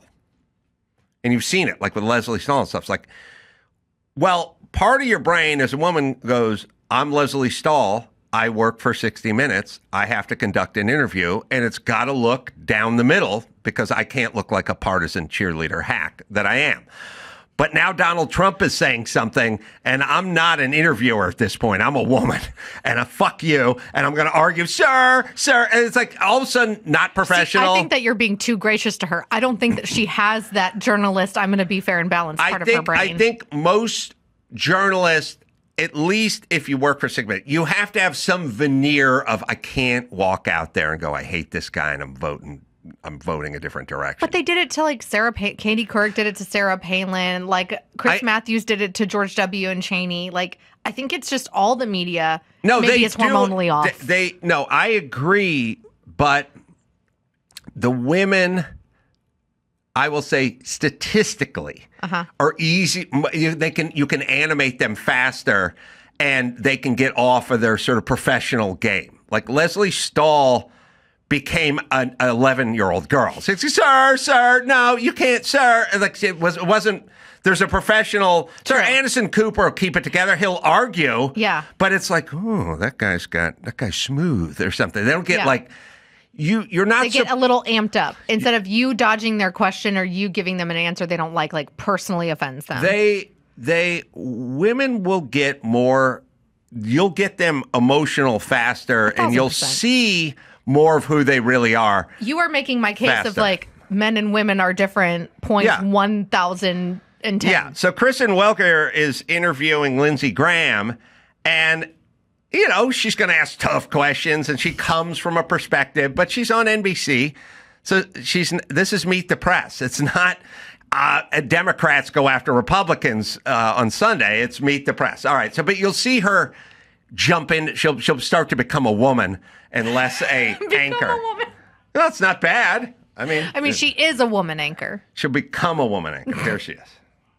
Senator, as you know, former President Obama has weighed in through a spokesperson. He says that's just patently false. I actually spoke to Susan Miller, who's a former senior CIA officer who helped oversee the 2017 intelligence assessment on Russian interference. She says it's completely false that Obama or anyone else asked them to change or sway their investigation. She says she says, and she's a Republican, says they all would have quit if that had happened. Senator, are you trying to rewrite history to distract from the Epstein matter, Senator? No, I'm trying to let you know and the media know that we found something we didn't know before. At the end of the day, I'm not calling for a prosecution against President Obama for treason, but I am calling for an investigation. Mr. Miller also said there was no credible evidence that President Trump colluded with the Russians. For years and months and days and weeks, people had their lives turned upside down chasing the Mueller narrative that Trump was in bed with the Russians, that the Trump campaign was colluding with the Russians. The only people colluding with the Russians were the Hillary Clinton campaign and Christopher Steele manufacturing a document to get warrants against Carter Page based on lies and falsehoods. So, I'm very familiar with it. What you don't seem to acknowledge is there's something new being found. Rather than reinventing the wheel here, let's go back to a special counsel model to look at this something new. Something new is statements by President Obama. I don't like your analysis. Russia wasn't involved here in 2016. Senator, you're saying there's something new. This report goes back to 2020. It's 5 years old. There's actually nothing new in this report and nothing that changes any conclusion. But I want to talk about Gaza. Turned over is new to me. Senator, it's new to me. But Senator, you're trying to sweep this stuff under the rug, and that's not right. All right. A reporter would go, well, what's new? Tell me what you found. Be like, well, I talked to President Obama, and this is fine. I know. It's just like, stop being a cheerleader. It's because they all have crushes on Obama still. I do. But then I realized, Kristen Welker, that's the dunce who presided over the 2020 debate with Trump and Biden. When Biden was half dead? He was half dead at that point. He wasn't on the Ambien. It wasn't full. Yeah, it wasn't pumped full of Ambien. Now, this one I love because, he's talking about Russiagate in this, and she is like, can we get back to race? Can we stop talking? Can we talk about race? It's like, do we really need the president to denounce the Klan? How much race talk? Can we talk a little more? Okay, it's funny because she keeps wanting to talk about race. Pivot. It's beautiful. Yeah. Joe, they're calling you a corrupt politician. Nobody. President Trump, I want to stay on the issue of race. We're talking about the issue. From President Trump, we're talking about race right now, and I do want to stay on the issue of race. He's talking about Russia and laptops, and she's race. No. Race. We have to keep talking about race. You have to distract everyone and anger everyone by talking about race. I would love to be a debate moderator.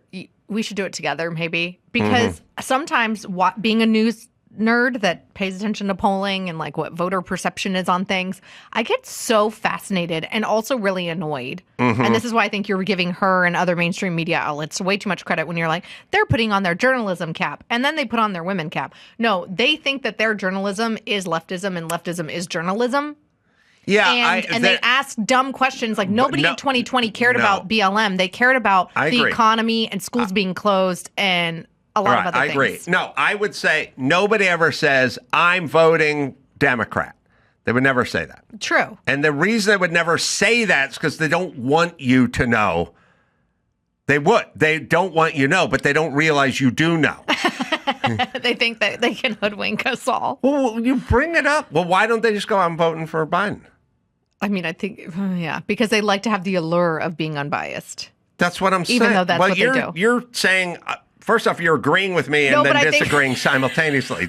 I think that you're giving her more credit by saying, oh, she put on her journalist hat, then she put on her woman hat. I think that she thinks like she is, you're like, oh, they think they're unbiased. I don't say they think they're unbiased. I could have sworn you started the segment with that. No. Listen to me. Listen to me. They don't want you to know what they're thinking. Mm-hmm. That's why they never say how they vote. And that's why they get indignant when at some point some politician will say to Leslie Stahl, will go, I know how you vote. Sir, you do not know how I vote. I assure you that. It's like, yeah, bitch, we know exactly how I vote. They don't want you to know. Then they got to work on doing a better job of hiding it. It's easy to draw them out, and it's easier to draw out women because they get more emotional more quickly. And I'm saying I don't even think that you have to draw them out. Like, you can tell by the stylistic observations of, like, the questions that they ask. Oh, yeah, I know what it is. Like, I'm not. Anyway. Okay. No, I think we're kind of saying the same things. Yeah. Women, all right, anyway. But men and women, different. Men and women, different. Perception. That's what I'm saying, and I'm saying they pulls them out. They get off their game faster. Yes, I think they get more emotional faster.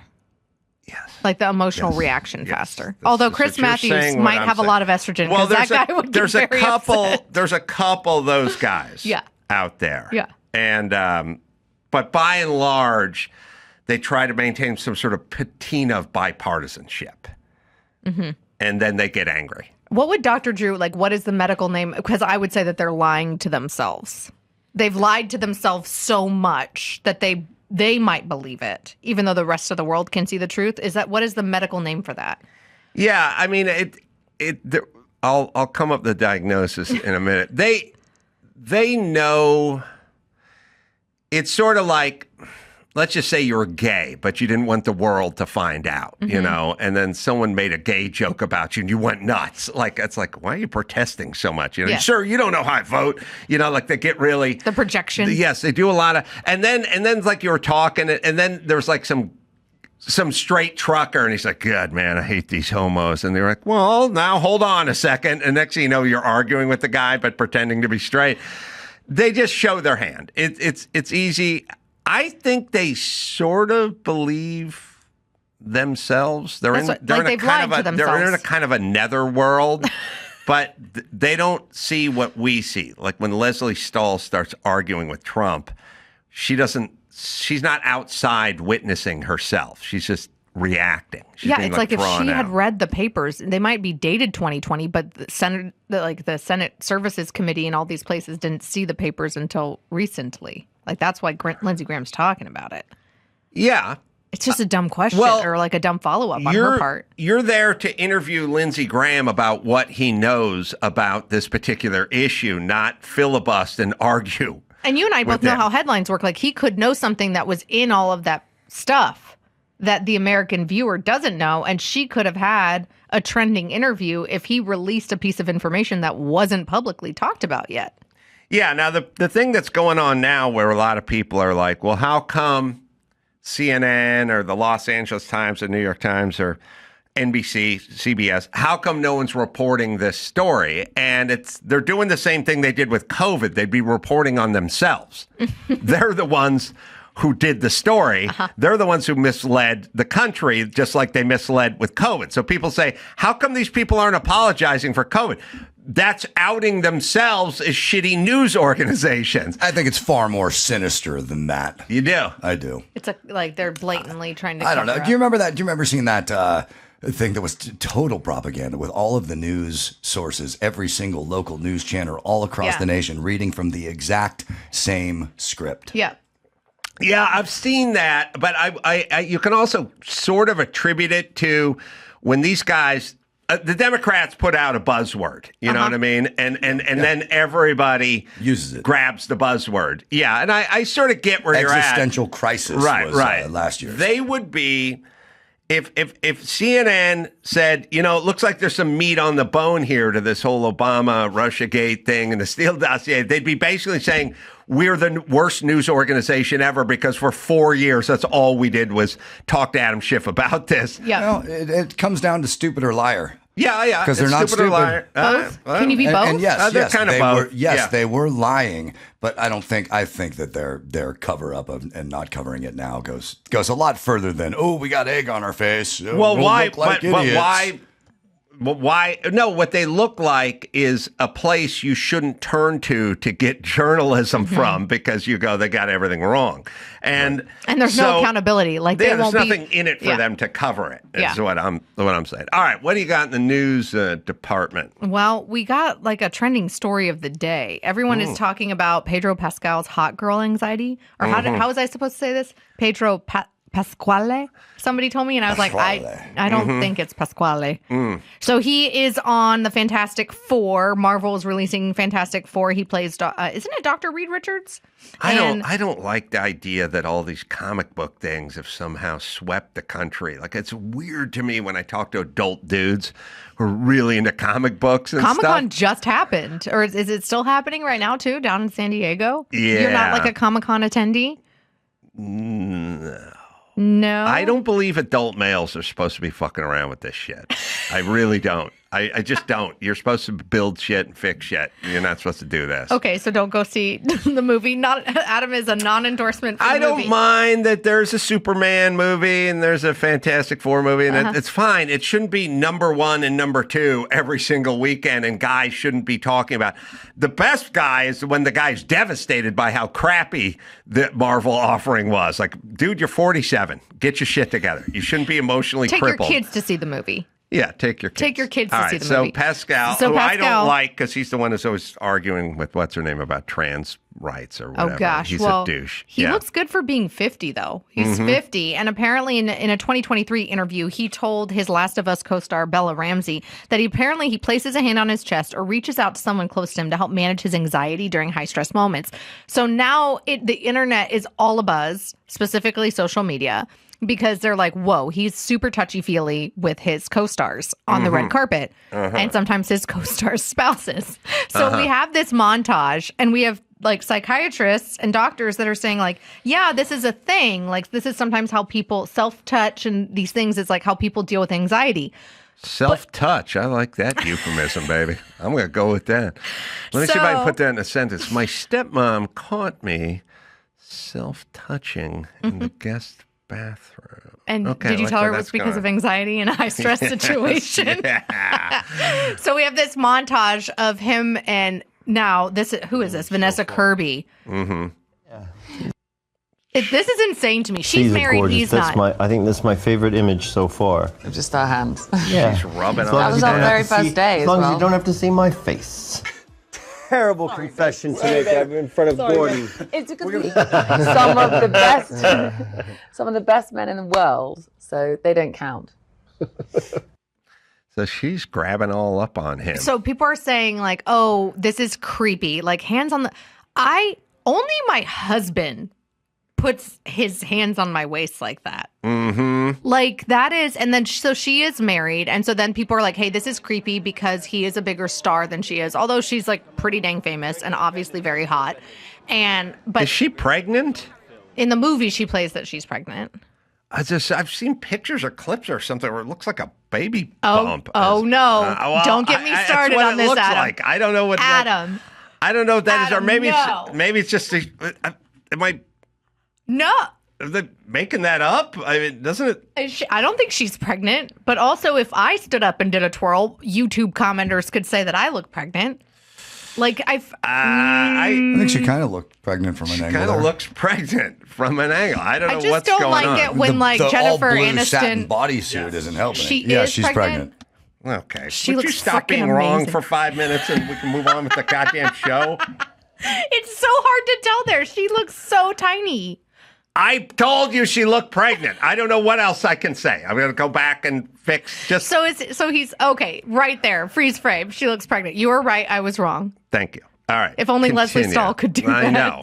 Sir, she's not pregnant. Sir, we're 60 minutes. Sir, we can't. But see, you're right. I got a little emotional because I get so pissed off at the like social media commentators that like critique women's bodies all the time while they're like that's what you did. Fat and like eating Cheetos in their mom's basement. You got triggered.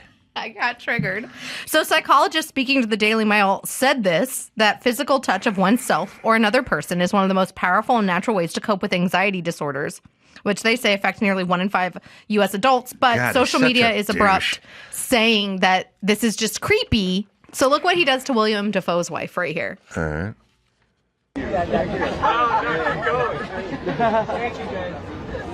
Over the shoulder now. Here we go. Oh, man. What was that? Dafoe. What was that? Hey, she rubbing her chin. But that seems very personal. Like that seems. I want to say this. Whether it's Biden sniffing chicks' hair, don't do it in front of cameras. Do it on your own. You know, we all have our own predilections, you know, physically, and we don't do it in front of the core of guys with cameras. You know what I mean? Because they catch stuff. Well, and I get that like anxiety can be something like they talk about breathing is important. And so he's saying that he gets anxiety. I'll tell you what he's doing. He's using it as an excuse. And yeah. Well, first off, he's a puss. That's number one, because he argues. He's the one who's always arguing with the what's her name about the trans whatever. You guys don't know that story? Andrew, you must know the story. He argued with J.K. Rowling? J.K. Rowling. Oh, I didn't know that. He argues with J.K. Rowling about the trans stuff. So he's a puss.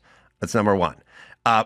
Only pussy guys talk about anxiety. Regular guys don't have anxiety. They don't know what it is. Pussies talk about anxiety. So he's a puss, and he argues with J.K. Rowling, and it's very important to him that everyone be trans. But also, he's from, like, Spain or something. Where's he from? Oh, so you think it's kind of like a cultural guys thing? Get to touch. Let me tell you the two touchiers, the touchies. The Spanish, you know, the Spain, you know, sort of Euro, whatever, and then gay guys. Gay guys get to go up and touch whoever they want because, oh, come on, don't flatter yourself. They can do whatever. It's like part of the culture. Yeah. So you get a little, he's from Chile. Point proven. He gets a little international excuse. What if he's both? Gay and from Chile. And gay has and from anxiety. Chile. It's like the trifecta. You can do what Donald Trump bragged to Billy Bush about, and no court in the land will convict you. You know, that's so true. I had a roommate in New York when I was young and way cuter, and she loved like salsa dancing, and she would beg me to go to salsa clubs with her. And after like the 4th time, I said, I can't do it anymore because you will tell a gentleman at a salsa club, like, oh, I'm done dancing, or like move their hand because of where they place things. And it's just, it is so cultural. Yeah. Like that they just are so used to, this is how we dance, this is what we do. Yeah, like, they go, we greet each other, we kiss each other. You know what I mean? Yeah. And in certain cultures, and you go, oh, okay, well, that's what we do. You know, and you go, okay, well, I don't want to look like a bumpkin, so go ahead and kiss up. So do you think this is predatory and creepy behavior like half of the internet thinks, or you think that it is more cultural/gay for him?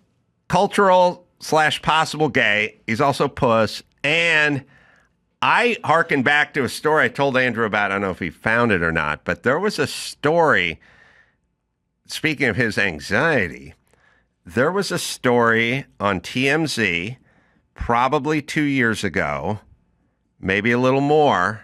Did you ever find that, by the way, Andrew? Where, we did. Oh, well, I'll show it to you. But if you have anxiety. Yes. And I'm not a physician, but I think Dr. Drew would probably warn you against this practice if you had anxiety. Okay. All right. So we'll play it for you in a second because we're looking for it. But I didn't know who Pedro Pascal was. Yeah. I didn't really know. It was like 2 years ago. And he's really blown up. I know. Like he's like become this superstar. I don't watch all the shows and stuff. I just didn't know. I mean, I looked at him and, oh, yeah, that guy's on a TV show, but I didn't care. But it stuck into my head that... well, he also like started the Zaddy trend. At least that's when I saw it. Oh, what's Zaddy? Daddy's like an older, hot dad. Well, I'm like, all for that. You know, because that's when I saw him kind of just blowing up on social. All right, this is how he orders at Starbucks. Okay. Go ahead. Hey, Pedro. How many shots of coffee do you got in that cup? 12? Nice, man. Have a great day, brother. Have a nice day, man. They broke it down. They looked at the label that was on the cup. This wasn't the one I was talking about. There was one where they zoomed in. And it was like a ton of shots? Yeah, it was like 12 shots of espresso in his coffee. I mean, it's enough caffeine to kill a hippo in his cup. And there was another one you got to find, Andrew, where they actually zoomed in on the receipt label, where they stick to the cup that says, "Here's how you like it." And I don't remember it being 12. That sounds like too much, but we'll see. We'll see if they. Do you think that the Starbucks barista gets his name wrong? Well, he goes with Jim. Sorry. This summer, Pluto TV is exploding with thousands of free movies. Summer of Cinema is here. Feel the explosive action all summer long with movies like Gladiator, Mission Impossible, Beverly Hills Cop, Good Burger, and Transformers: Dark of the Moon. Bring the action with you and stream for free from all your favorite devices. Pluto TV. Stream now. Pay never.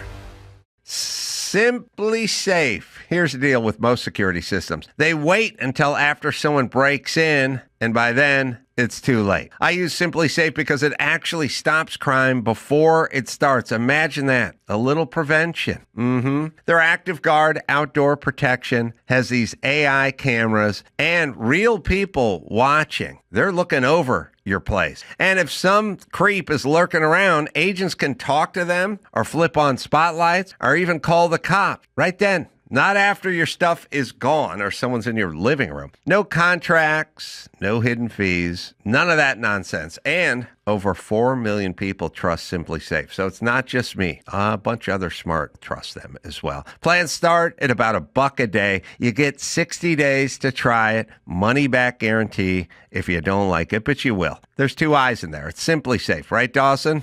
Head to simplysafe.com/Adam to claim your discount and make sure your home is safe this season. Don't wait. This offer won't last long. Keep your home, your family, and your peace of mind protected with Simply Safe. There's no safe like Simply Safe.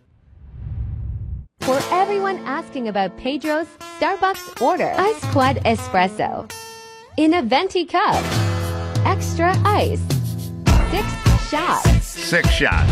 All right, 6 shots. That is so much. I'm saying if you went to a voodoo doctor in the rainforest and said, I have anxiety, that person would say, do not drink 6 shots of Starbucks in your cup. It's like ADD and anxiety. You should probably just stay away from sugar and caffeine in general. On top of that, have you discussed this with Dr. Drew? I think he would be the first thing to say that guy is an addict. He's addicted to something. Oh, touching his co-stars in a very sensual way. I will say this, and I know nothing, but you can look it up.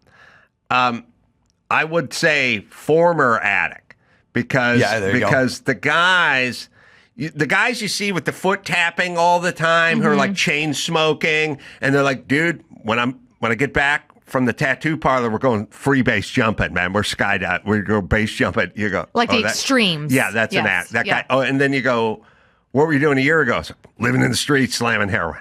You know what I mean? And they give it up and they go right into coffee and cigarettes and foot tapping and stimulants. Like, I know these guys. So, but psychiatrists and psychologists are saying that this, the touching thing can be helping reduce his anxiety and releasing oxytocin and limiting cortisol levels. I don't doubt. I don't doubt if you let me go on the red carpet with my dog, I would have a better time of it at petting my fucking dog. But the prescription is touching Willem Dafoe's wife's face. That's right. Do you want to do one of the patterns though that they say that you should do if you're having anxious moments? Do you want to do a practice? So you're supposed to take a hand and put it over your heart and deep breaths. Oh, I'll say a shot of rum and a shot of brandy. And then somebody slapping you and yelling, get hold of yourself, that's what the doctor ordered in the past, and it fucking worked. It did. Shot of brandy, then somebody slaps you and yells, get hold of yourself. You're not going to do a butterfly hug? That's the other one. Shot Put of your hands booze. here and like butterfly hug. I have a problem. My problem is I have thoughts, and these thoughts are not sympathetic toward most people, but what they don't realize is I don't like us talking about our racist society over and over because I feel like you're fucking up people, and you shouldn't be talking that way. The message should be show up, make hay while the sun shines. No better country to do it than this country. Stop turning people into victims. You're ruining these people. Yeah. When people say, I have anxiety, I go, shut up, you're fine, get busy. And then everyone looks at me and goes, what the guy living with has anxiety? And I'm like, if you go rub his forehead and try to soothe him and go, oh my God, you have anxiety, you make it worse. Everyone's got something and we've all made it worse. Saying like live life, move on. Live life, move on. I'm allergic to, shut up and eat it. Shut up, eat it. And then if you have anaphylactic shock, Adam has an EpiPen. No one will miss you. What? We're going to miss your whiny ass? Speaking of whining, so there's been a cadre of comedians and late night hosts that have been whining about the Colbert cancellation. For the record, this Jay Leno interview with my buddy Dave Trulio over at the Ronald Reagan Presidential Foundation Institute, I think was taped right before the announcement. But I mean, I wrote about this in this week's op-ed, like make comedy funny again. Like, remember when Leno and Letterman would rip on like Newt Gingrich and Bill Clinton? And like those days seem so long gone. Yeah. And so Leno makes a really good point here that I'm sure that I would like your feedback on. Okay. And to me, I like to think that people come to a comedy show to kind of get away from the things, the pressures of life, wherever it might be. And I love political humor, don't get me wrong, but it's just what happens was people wind up cozying too much to one side or the other. Comedy can be used to unite or divide people. Do you have any advice on how we can use it for common ground? Well, it's a great uniter. Funny is funny. People either, it's funny when someone who's not, when you make fun of their side and they laugh at it, I just find getting out, I don't think anybody wants to hear a lecture. To me, it's just, when I was with Rodney, it was always the economy of words. Get to the joke as quickly as possible. Well, and it's worth noting that both you and Rodney Dangerfield experienced and have been experiencing enormous success, right? So your approach worked in the marketplace. Well, why shoot for just half an audience all the time? Why not try to get the whole? I mean, I like to bring people into the big picture. I don't understand why you would alienate one particular group. Or just don't do it at all. I'm not saying you have to throw your support or whatever, but just do what's funny. Yeah. Well, that, by the way, was done in his shop. Isn't that cool, though? Just for that. Yeah, I like the guy. I've been there a few times. Yeah, I mean, there's a kind of a two schools of thought. You go, why are you alienating half the country? And then the other is, well, if you just go real hard in one direction, then you'll have to deal with, 165 million fans in this country, and a lot of people go, well, that's enough to fill a 400-seat comedy venue. So, I don't really, here's my whole thing. I don't care what direction you personally want to go. I just want you to declare that's who you are. And we're circling back to Leslie Stahl and Kristen Welker and stuff like that. Stop pretending just to be a independent journalist or something. Just say who you are and then go find an audience.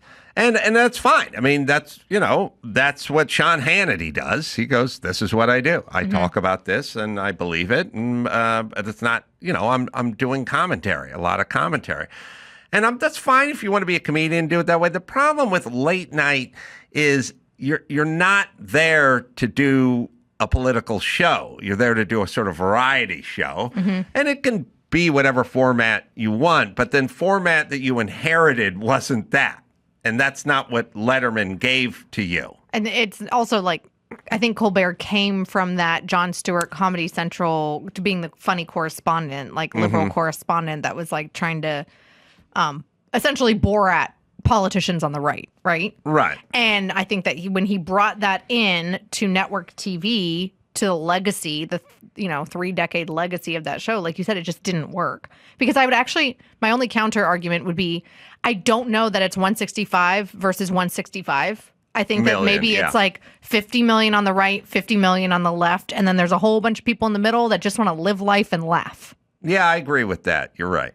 And so it's like, just help us live life a little lighter, a little funnier, and make us laugh. Yeah, I agree. But, also these people get into this environment where no one said no to them in a long time. And once you get in that environment for a while, you really start just doing your own thing. And Leno is much different. And I was surprised when I would do his show. I was honestly surprised how people spoke to him.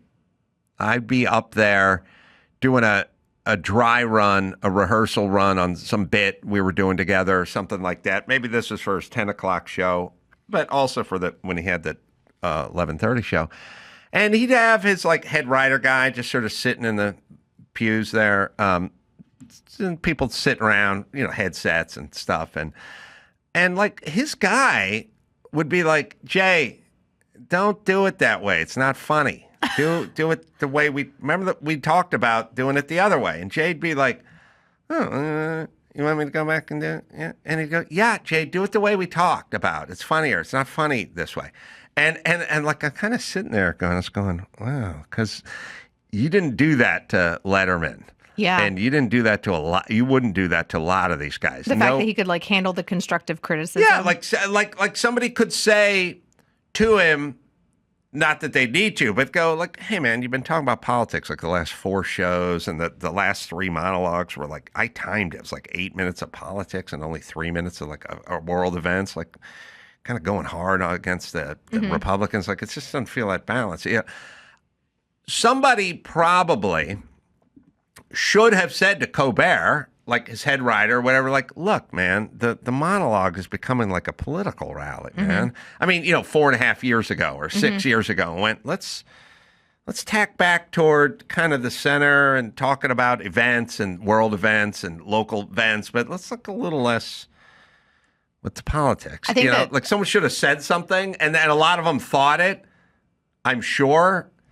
But they were scared to say anything. They're scared to admit when something is unfunny. I also think that when you have that level of fame and power and multi-million-dollar contracts, you then just bring in all of your yes men.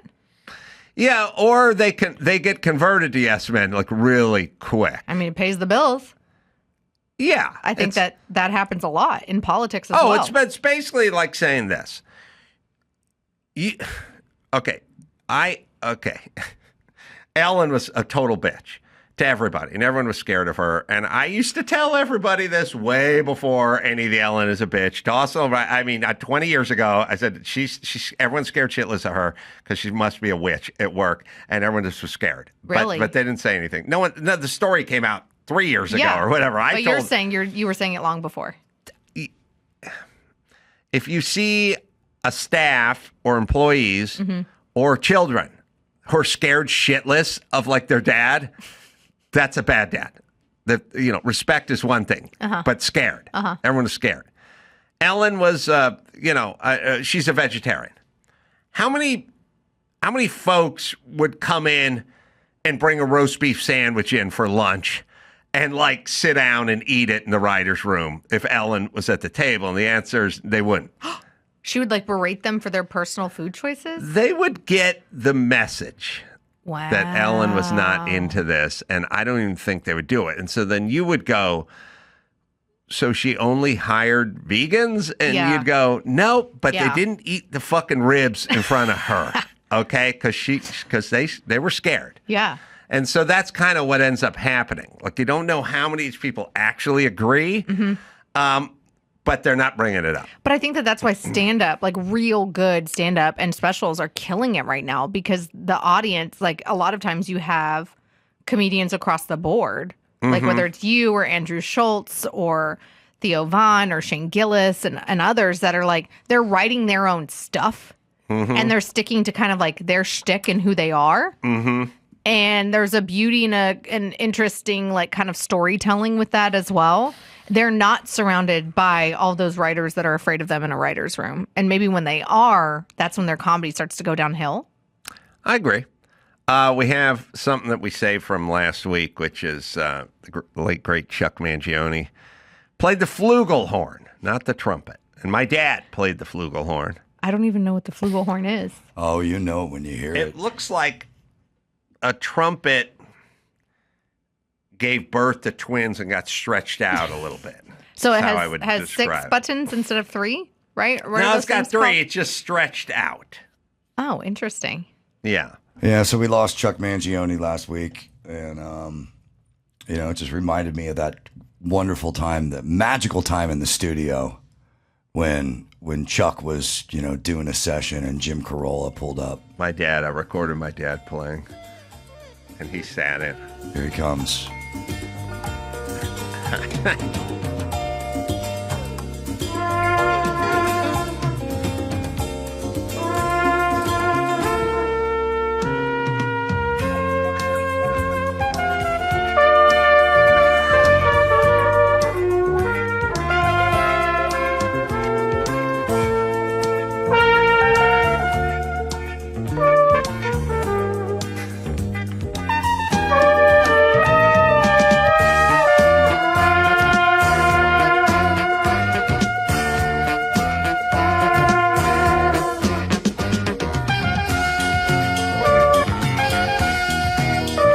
Playing off each other here.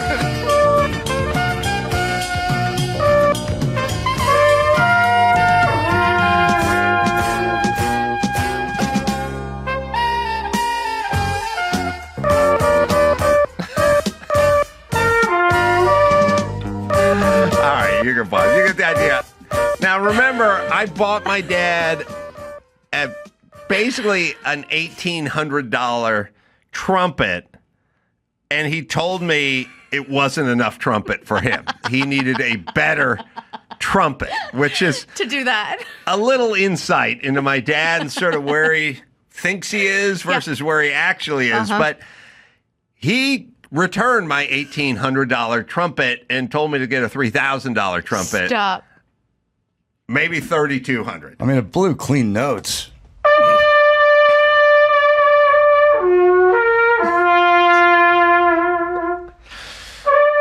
I would argue that I could just hit up any Salvation Army storage shed and steal a trumpet. And that would be too much trumpet for my dad's trumpet playing ability. But in his world, he needed a $3,000.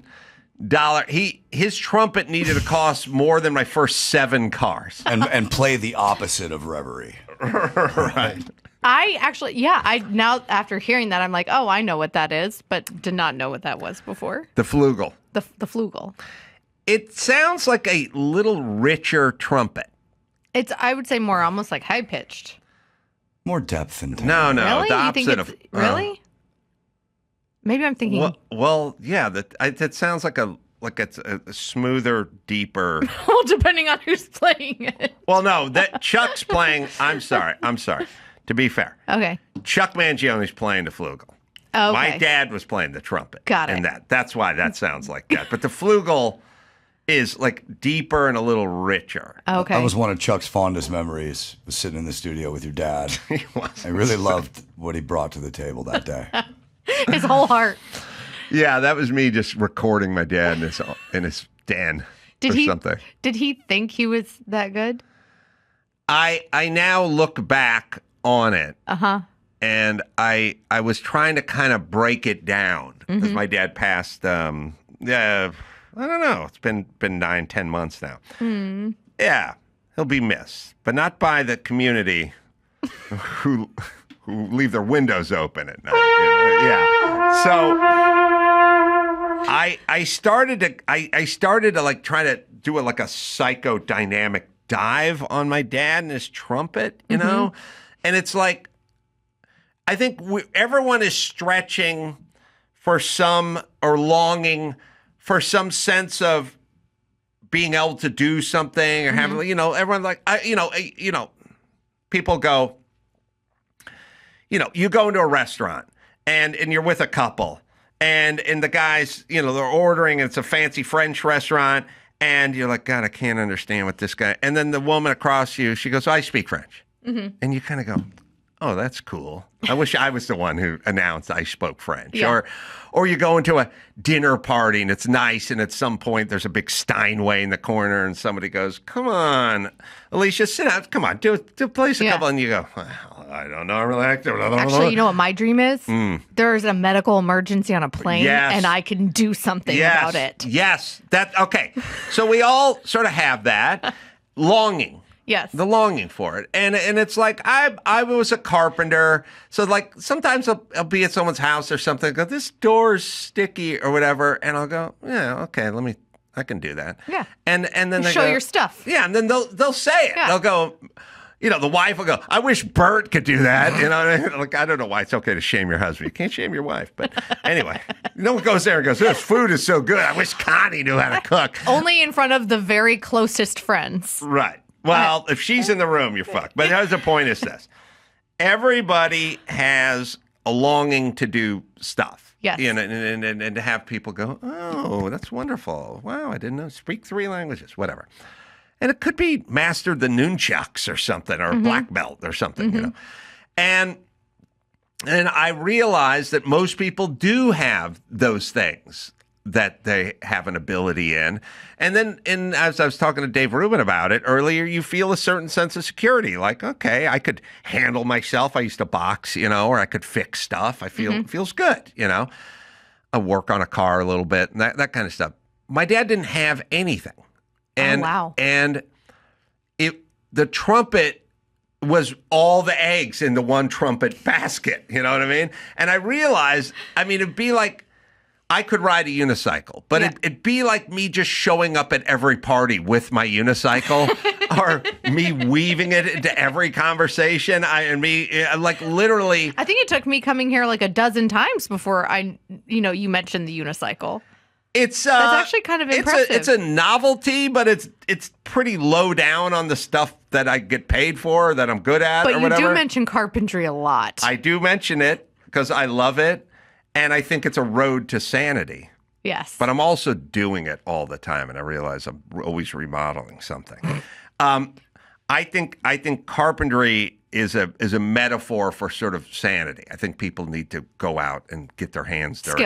Skill. Like a tactile skill. Tactile skill. Yep. We're all digital, and everyone's going insane. But as I realized, it was bizarre that my dad's world was a trumpet, except for he wasn't very good at playing a trumpet, and he never made a nickel playing a trumpet. And so he'd show up and, be Thanksgiving, and here he'd come walking in, turkey smells good. And then at some point he put the trumpet case down, and it was like, oh, we're captive. We're captive audience. Like, we have to. I remember. Was everyone nice to him about it, or were you kind of brutal? Well, the problem was the people are always overly supportive about it. Like, that's one. No, don't do one more. But he clearly didn't have imposter syndrome, because I feel like when people come, when my mom always texts me when I'm on TV that I did great, and I'm like, okay, yeah, you're my mom. You have to say that. Good sandwich mom has to say that. But like, if a person I haven't seen in 5 years texts me, is like, saw you on TV, you did great. Like, it means something else. But then there's still an imposter syndrome part of me that's like, are they just saying that to be like nice, or because they want something from me? Well, he clearly had an element of like, not that. He wasn't as good as Mangione, and I'm talking about the guy who assassinated the insurance broker. That guy. I don't even know if he can play the trumpet. I'm just going to guess. It was his identity. Yeah. And so, like, one time he called me a million years ago, and it was funny because he'd never seen me do a show, or he'd never been anything I've ever done. And he just kind of called me and he went, hey, you doing a show at the El Portal Theater? And I was like, yeah. Why? He's like, oh, I thought I'd come check it out, And I go, you've never asked me to come to a show. We taped the Man Show over the hill there. Taped Loveline, 700 episodes of everything. I just never showed up at once. He lived in North Hollywood. And so I go, what do you want to come watch the show? You want to watch me perform? And he goes, well, I thought I'd play the trumpet, at the beginning, play a little trumpet up there. I was like, oh, okay. He wanted to be your opener. He wanted to open with his horn. I realized it became his whole, but I realized in a deficit of other skills. Mm-hmm.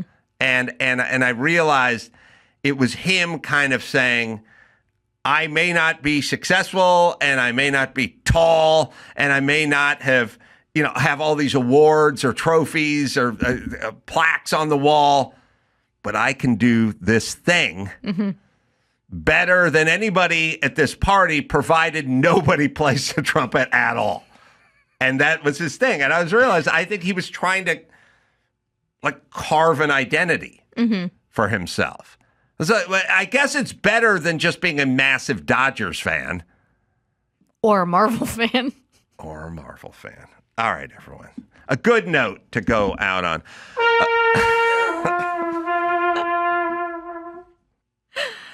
Elisha Krauss, her op-ed is at the Washington Examiner. And the latest is on... Comedy. Dave Rubin's got his Copal, I think. Oh, yeah, the tequila company. Tequila. That's good. I'm going to be in Portland at Helium August 7th. I guess we got a couple shows there. And then Redondo Beach at formerly The End. It's now called Mom Said Yes. And El Paso. And you come out, go to AdamCarolla.com for all live stuff. Until next time, it's Adam for Dave. And Elisha saying, mahalo.